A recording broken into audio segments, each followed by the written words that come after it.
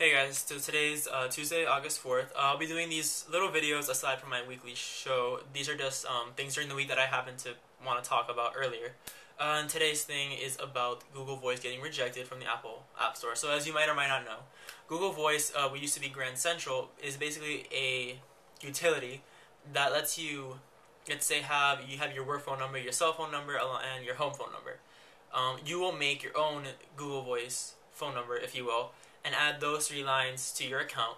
So whenever somebody calls your Google Voice number, you can set it up so according to who that person is, one of those three phones will ring. So let's say if you only want your family to call your cell phone, you'll set it up so that anybody who's tagged family who calls that number will only cause your cell phone to ring, and for those who are work related, will only cause your work phone to ring, etc.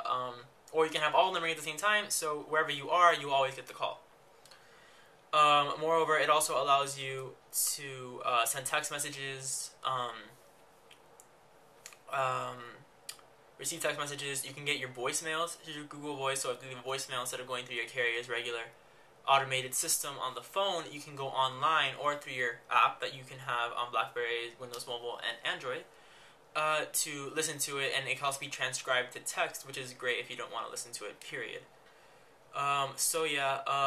It has been official now that Apple has blocked the application and any other third-party program that imitates Google Voice, like GV, I believe it was called, was a third-party app that was pulled.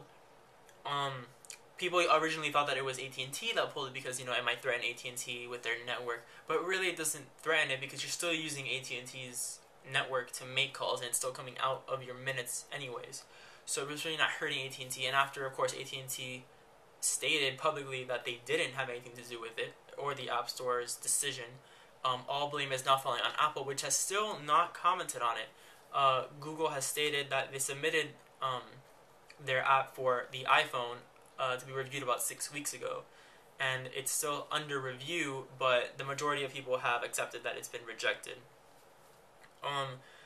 This is kind of weird considering that AT&T, or not AT&T but Apple, in their App Store they already have programs for, let's say, voice over IP like Skype, or texting that does not go through your AT&T plan. For example, Chomp SMS on Android phones, it can go through the carrier, or you can set up your own Chomp account and pay whatever fee you must per text message, or for a monthly fee that's considerably cheaper than rates for whatever carrier you happen to be on.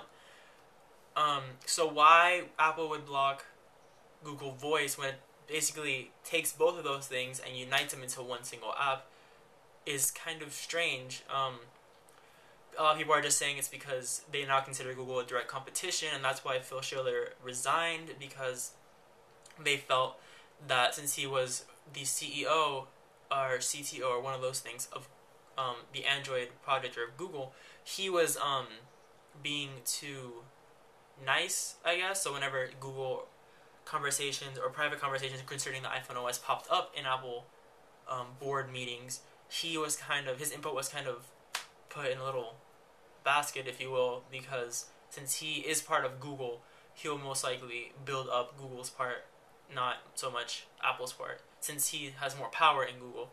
So he resigned, which it's appropriate, I guess, for competition, or but still, why would they reject this app? Do you think it's okay for it to be rejected? I think it's not. Leave a comment below and tell me why or why not you believe it's rejected.